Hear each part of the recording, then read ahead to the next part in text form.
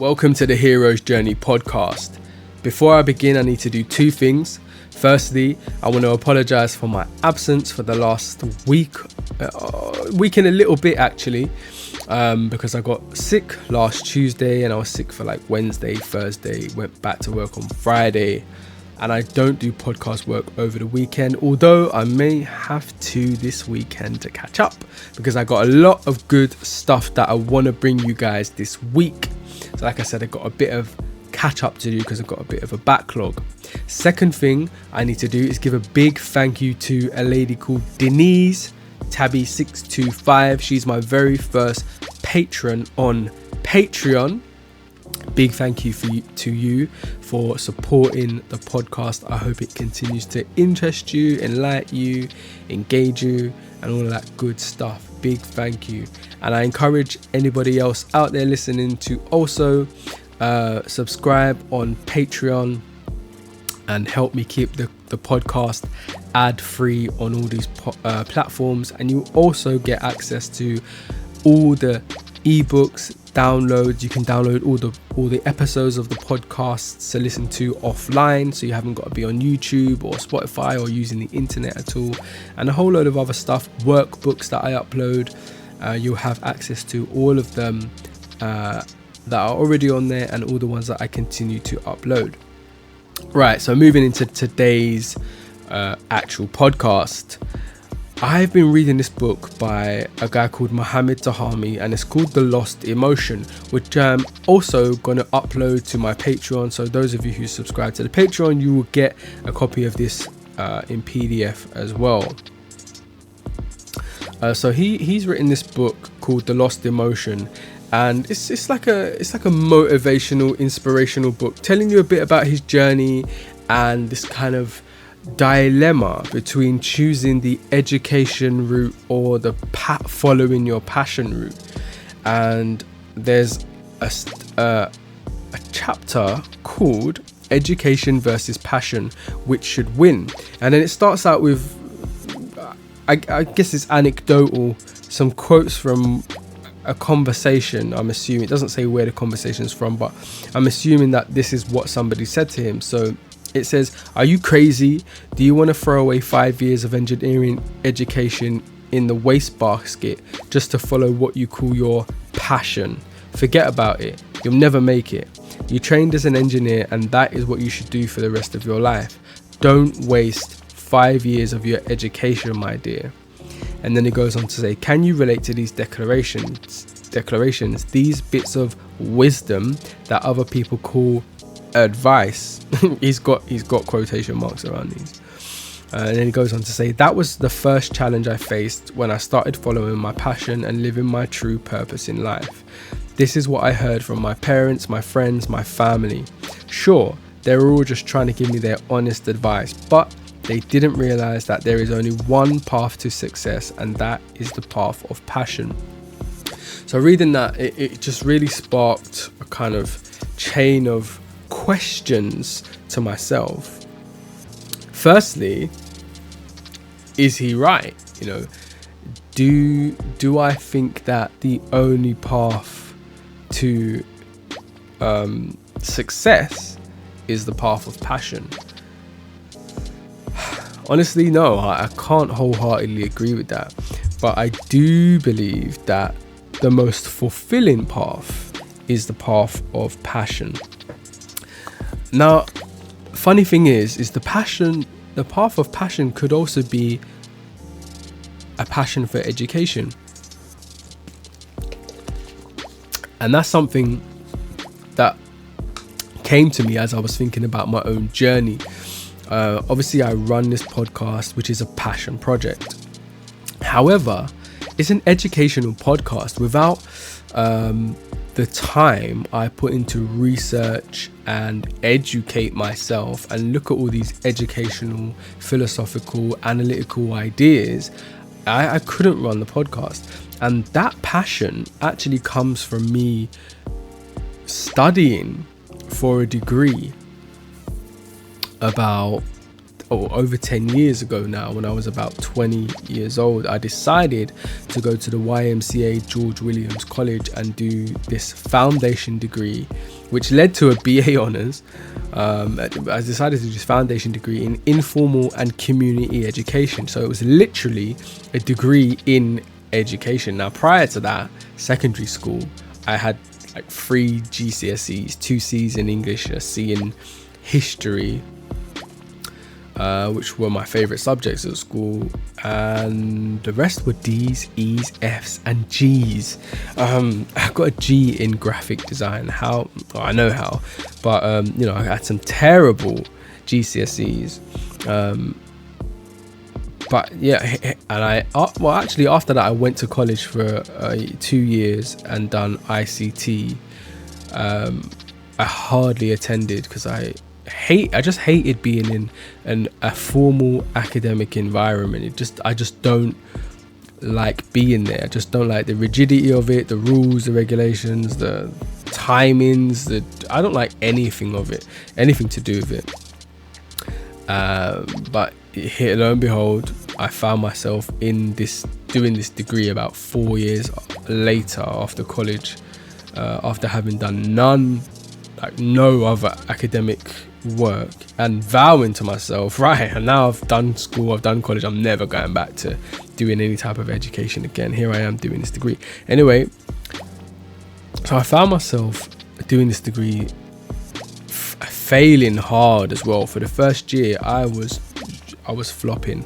I had a tutor, this lady, she's passed away now, and for the first year she was like, you keep on writing so much about your own ideas, like I need to see more academic referencing, I need to see you referring to what's regarded as good practice from these thinkers, from these people, from this, from that. And I'm like, right, okay, I need to include all these quotes and talk about this practice and this and it. Anyway, so I spent a year learning how to write at an academic level because I had no clue. And the irony of it is, after the first year, that woman left, and I got a new tutor, this guy Brian Belton. Big up Brian Belton. He carved my character in terms of like my critical and analytical thought. I already had it there, but he done a Rodin on me, man, and just carved me out of the stone. And I submitted my first assignment, like, yeah, man, like after the first year I was getting 40s, scraping the pass mark, which was 40, got it up to like 63. I was like, right, I'm on it now, I've got it. Submitted my first assignment, he read it, I got my feedback. I didn't even get 40. He failed it, and he just ripped me to shreds. He was like, "What is this garbage? Like, I see you in the sessions. You have profound ideas. Like, you got, your thinking is critical. It's philosophical. It's all of this. Da da da da da da.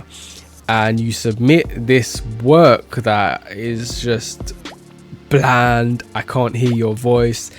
You're quoting quotes that I've read 1,000 times before from thinkers that everybody knows about. It's the most bland, banal. Don't ever submit anything to me like this again. I was lost.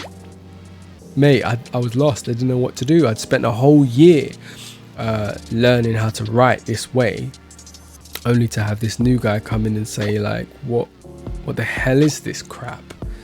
And I had a meeting with him, and he was like, look, man, like, you got it, you got all the ideas, you got the passion, you've got the thought, whatever. You just need to, I want to hear more of your voice. I want to know what you think. I want to hear what ideas you have. I don't want to hear about these 1,000-year-old philosophers and blah blah blah. He said, yeah, know the knowledge, know what you need to know, but only as reference and to back up what you want to say. And that just sent me on a whole journey of passionate research and exploration, and diving into like so much philosophical thought, like Rousseau, Socrates, Aristotle, like so many philosophical thinkers, especially Greek philosophy. I already loved Greek mythology as it was from a kid, but like I just got to delve into like all this Greek mythology, Greek philosophy, a lot of Western philosophy. Didn't really look at much Eastern philosophy. I'm still exploring Eastern philosophy in my own time, but you know, the Western philosophy is brilliant. There's still so much to explore, but yeah, I was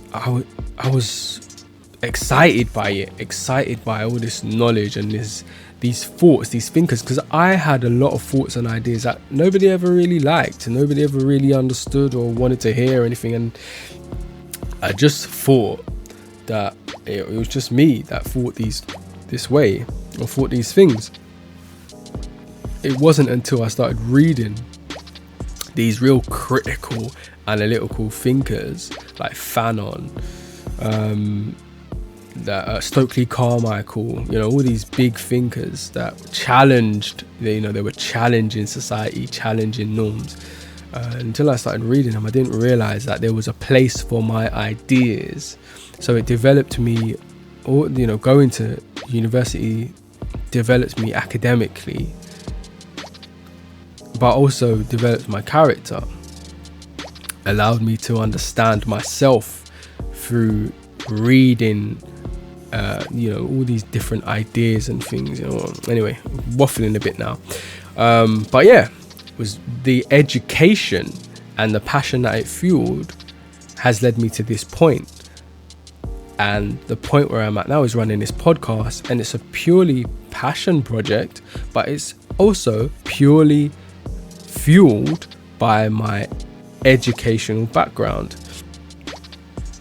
If I hadn't have gone to the YMCA, if I hadn't have met people like Brian Belton, other educational, analytical, critical thinkers, if I hadn't have been introduced to the critical thinkers, the philosophers that I had the chance to research, I wouldn't be here doing this podcast. I wouldn't have had the grounding, the understanding, the practice of dissecting these ideas and concepts to the level that I have it now, in order to bring them to you. So although this is a passion project and it's out of passion I do it, the education is fueling it. And that got me thinking about how sometimes passion is not enough. You need the understanding, the intellect, the education in order to really make it work. Because passion can take you far, can take you hella far. People like get so far on their passions and their skills and abilities, but what you find a lot of the time is that they're reliant on other people to make their passions successful. So they need people to manage them, they need people to do the paperwork, they need people to do the bookings, they need people to, if it's an invention, they need people to do the engineering, they need and what can happen is these people suck all of the royalties, all of the rewards, XYZ from your passion. So you're doing this passion, you're going all out to make it what it is, and you're having to pay out so many people to make your passion successful. So yes, it's successful, yes, it's working, yes, it's out there, yes, you're known or recognized for it, but you may find that a lot of the proceeds of your hard work are going to somebody else. And you know what?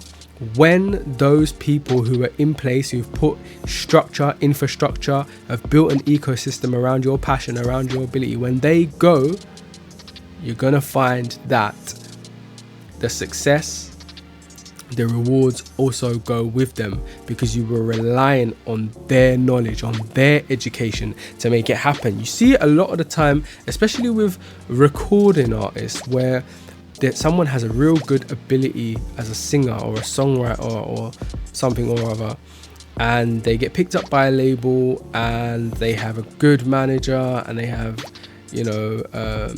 whatever deal in place, and they make hits, and then maybe they have a falling out with the manager, or the label drops them, or the label goes bust, and then that artist never really comes back again, never really does anything. A good example is someone like Ja Rule and Murder Inc. They were cranking out bangers, banger after banger. Ja Rule, Ashanti, who else was on there? Tar Murder, what was his name before that? Whoever. Anyway, Irv Gotti, all these, they were just banging out tracks, hits, and all of a sudden, Murder Inc. went bust. They had not only did they have troubles with money, they had troubles with the police, blah blah blah. It all went a bit dodgy. And as talented as Ashanti and Ja Rule were, like kind of faces of the label and those songs, they never had the same success again, because the infrastructure, the knowledge, the know-how was all gone. And to this day, those artists have never come back to the place or stage where they were, even though they're still really young.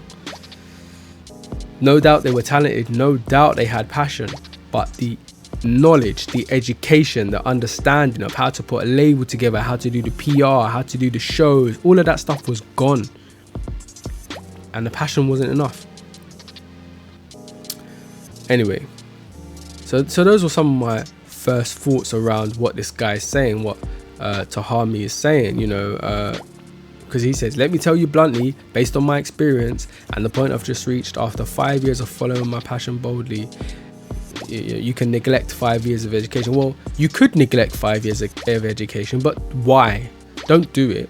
If you've already got the education and you want to explore something and try something new, and you are passionate about something, do it.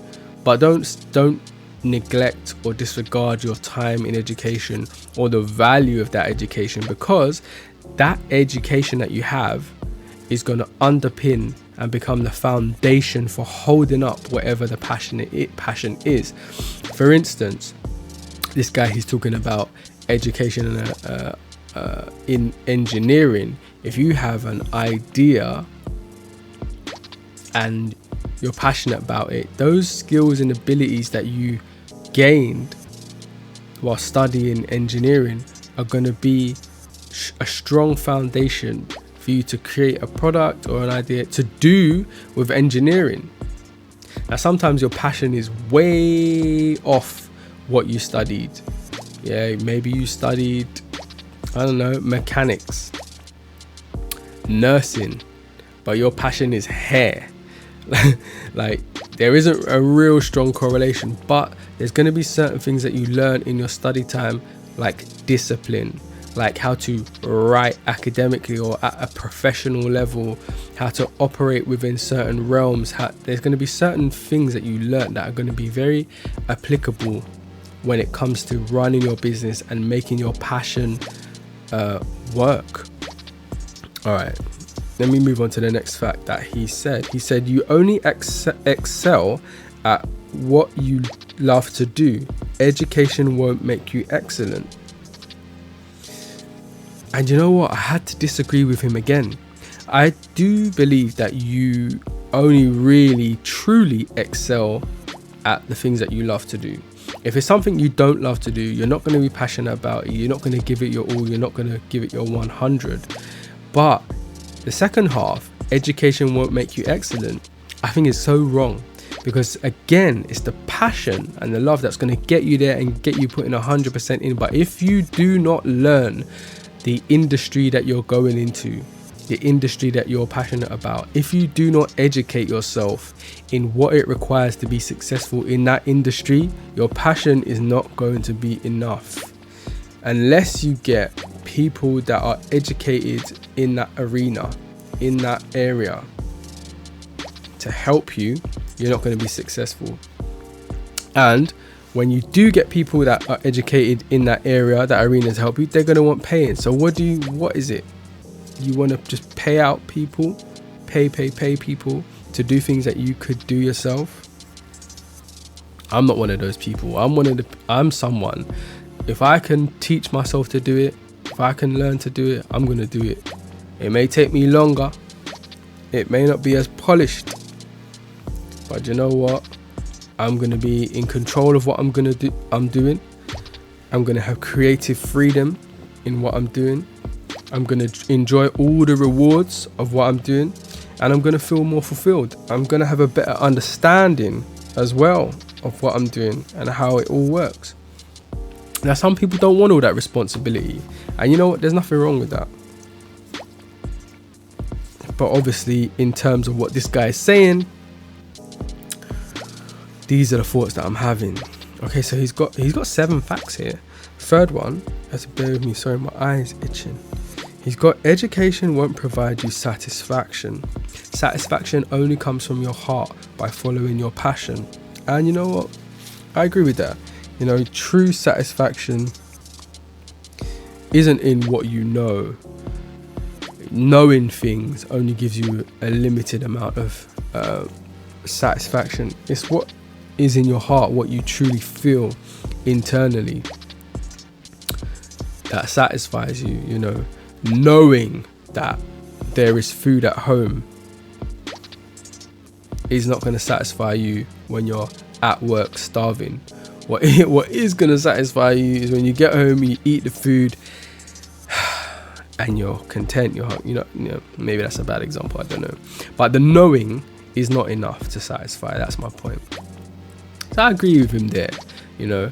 But at the same time, the education is going to provide you with the keys to get to that satisfaction.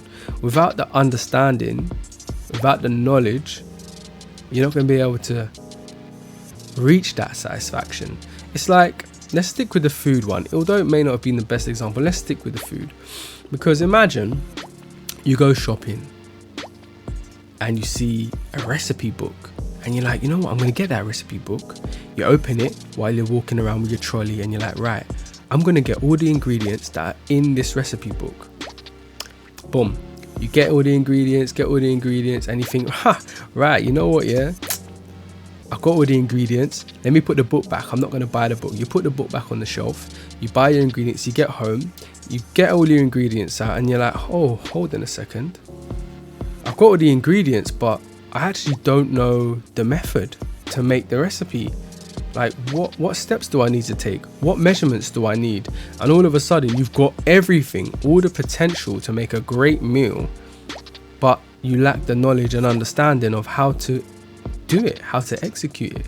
That is the same as having all the passion and skill and ability, but not the education or understanding of how to make it work. So yes, following your heart is going to fulfill you, but following your heart alone isn't going to take you to the point where you are satisfied and fully fulfilled. You need to educate yourself.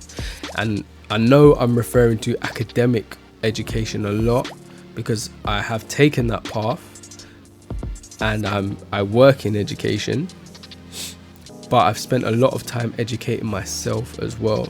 When it comes to music, which is another passion of mine, and running my business, home studio stuff, I've completely self-educated in terms of how to create the products, how to design, you know, the covers, how to build the website, how to, you know, all the bits that I've done.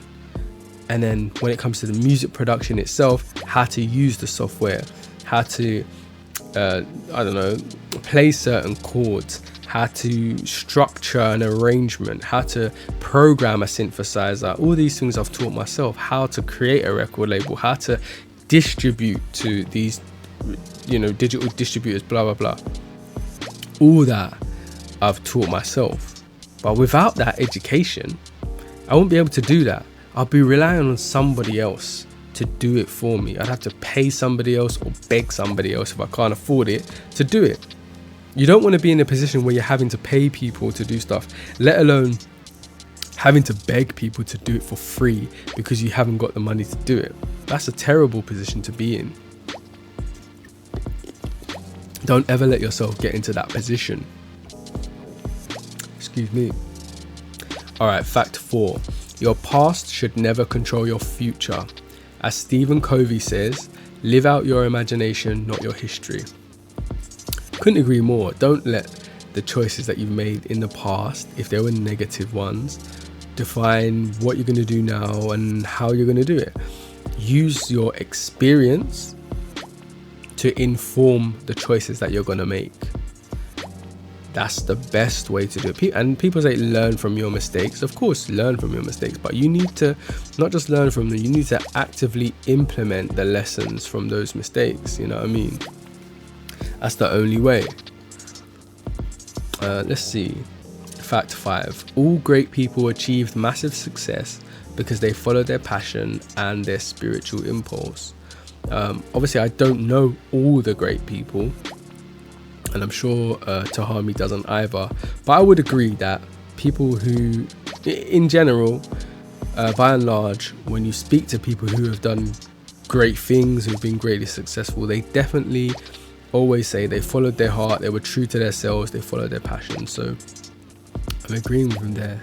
Fact 6. Your true purpose in life is where your maximum passion lies. You can only embrace your life and get the most out of it if you follow your unique purpose. Otherwise, you just live a half-hearted, meaningless life.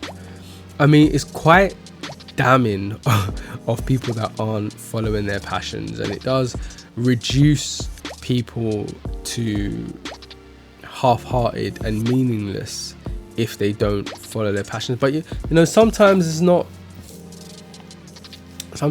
as clear cut and easy as that. Sometimes people don't have the opportunity to live out their passions, and that's a sad reality of life. You know, sometimes people are not born in the right environment or situation, or they have a disability. There's so many factors that come into play that prohibit someone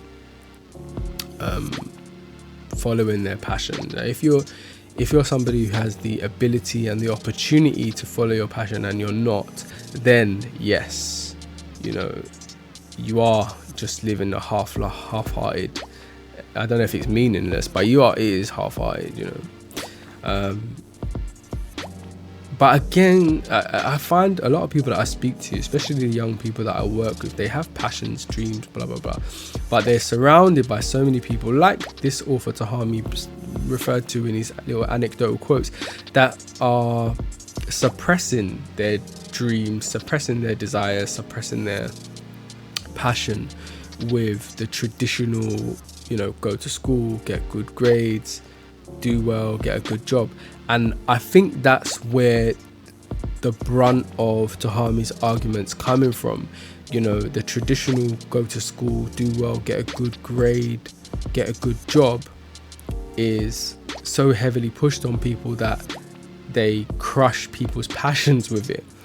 And if you are not seen to be following that model, then you are risking becoming, you know, a bum. You're risking not being happy. You're risking not being able to, you know, provide for yourself or your future family. All these, you know, but these are all fears. And of course, it's a reality for some people. Some people follow passions that lead to nowhere and they never actualize them. Now, who's to say why those passions never paid off? People try and fail at things all the time. Like, not everybody can be Michael Jackson. Not everybody can be Jeff Bezos. You know what I mean? But those people are testament to the fact that it works, but it doesn't prove that everybody can do it. You have to be a certain type of person with a certain type of mindset and with certain opportunities around you. Michael Jackson didn't make himself. You know, he had a father that pushed him and his brothers and sisters into the music scene. There was a lot of discipline, a lot of training for years before he found his voice within what he was doing. And he was able to then take his education in music, because those years, those formative years, the Jackson 5 and all of that, those were formative educational years in the industry. And then he was able to take that education and put it into his passion, being bad, being radical, being outspoken, breaking trends, breaking the mold, doing these out there dances and out there outfits. That was his passion, the performance. But it was only through the education that Joe, I think his name's Joe Jackson was his dad. And it was only through that discipline, through that, that time, that he was able to do that. What am I saying there? Bit of a tangent about Michael Jackson. Let's move on. Fact 6. Oh no, that was fact 6. So fact 7, the last fact. Fact. It's interesting that he's calling these facts. They're not. I mean, they're opinions at best. I have never achieved greater levels of success and satisfaction than I did when I simply followed my passion, and I did it faster than I would have if I had taken another path. In just 5 years, I became an internationally recognized success guru, and yes, I started without any previous knowledge or education. I mean, that may be true. That may be true, but what is behind the ability to become that success guru is an education and an understanding. Because he didn't go from knowing nothing, having no education, to being a highly respected and regarded international success guru.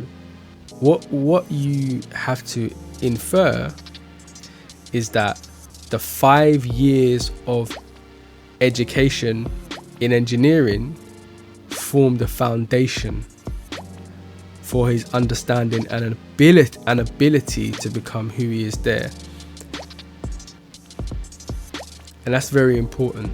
It's a very important fact that he is neglecting about himself. See, engineering is very strict. You have to create things to a very high, super high level. Like, things have to be millimeters. There's millimeters of tolerance for the things that they create. Yeah, look around you. Look at all the things around you. These things are manufactured to the millimeter. Yeah, your computer, your phone, your iPod, your TV, your windows, every single thing, your light bulb, everything is manufactured to within a millimeter. Millimeter out and it's incorrect. Millimeter wrong and it doesn't work. So there's a high level of discipline within the engineering field. My point is that a person who studied engineering for 5 years, doesn't say whether if it's degree level. It doesn't say that, but 5 years as an engineer, it's not GCSE, it's not high school, it's not college, it's probably university. What it tells you is this person's highly intellectual, highly skilled, highly trained, highly disciplined. These are qualities that people don't normally develop and hone without going through a cycle of training, a cycle of education, a cycle of discipline. You don't wake up from being a child to all of a sudden being a success guru. That just doesn't work like that. People are not naturally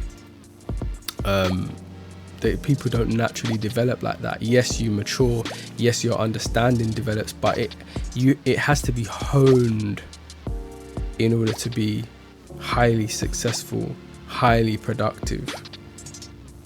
So moving on, he says, passion performs miracles, my friend. Don't let anything or anyone override your passion.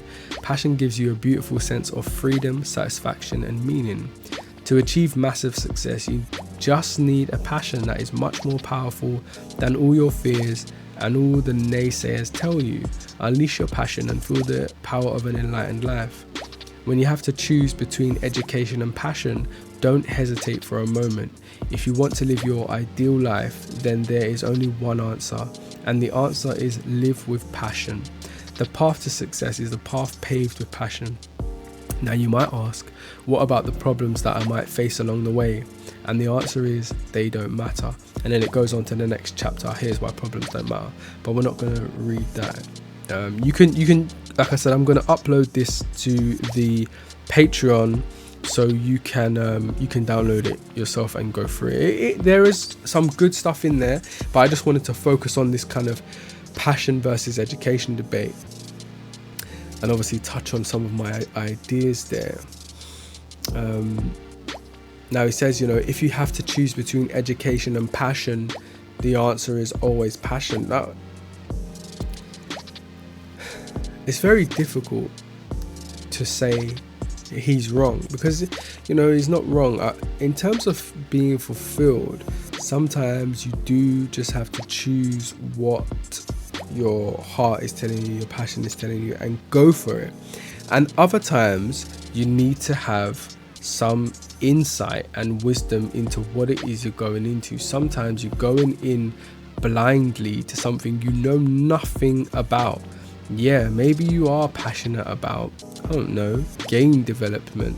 Maybe you are really passionate about it, but you have not got the foggiest clue of how to code a game. How is it going to work? You know what I mean? It doesn't make sense to quit your job, right, and go home and start trying to make the next hit AAA game for PS5 when you haven't got a clue about coding, you haven't got a clue about character design, about level design, you haven't got a clue about music for game. You haven't got the foggiest. How is the execution of your project going to come off? Poorly, I guarantee it. That's why when you look at a film, when you look at a game, anything of significant magnitude in terms of like a creation, you will see a long credit roll at the end. Director of this, assistant this, producer of this, second director of this, best hand, audio guy. Like this, the credit roll for a film or a game is like 5 minutes long. Just people's names scrolling. The amount of people, the amount of hours of education collectively that go into creating something substantial is loads. Even one piece of music, pick your favorite piece of music and then go onto the wiki for that album or that recording and look at how many people were involved in the writing of it. If it's a solo artist, I can pretty much guarantee that there's about 5 other people that helped to write that song. And that doesn't include, a lot of the time in the credits, doesn't include the people who played the instruments, the people who mixed it, the people who mastered it. It definitely doesn't include the people who uploaded it to distribution sites. It definitely doesn't include the people who marketed it to, other record labels or radio stations. It doesn't include any of those names. But I guarantee you, every single song you've heard on the radio had all of those people behind it. And all of those people had to get educated somewhere to know what the hell they're doing. So yes, you should, when making a choice, inform your choice with your passions.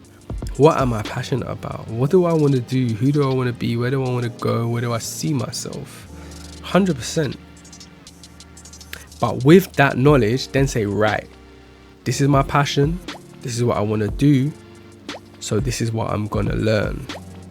This is what I'm going to educate myself on. That's how the process should work. What is my passion? What do I want to do? What do I need to learn? And that formula, I'm telling you, that formula is going to guarantee you success.